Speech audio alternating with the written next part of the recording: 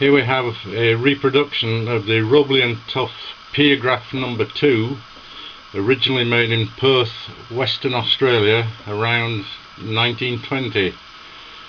I was asked to make this key fast, so it has quite a strong spring, and as you can hear, without weights it's pretty fast.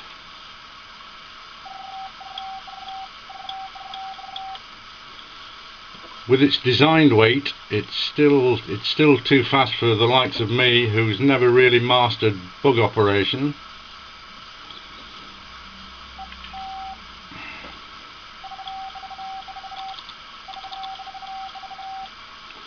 So I've made a larger weight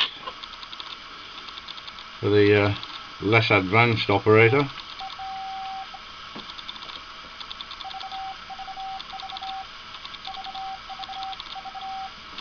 And of course, if you're at my standard, both weights can be used.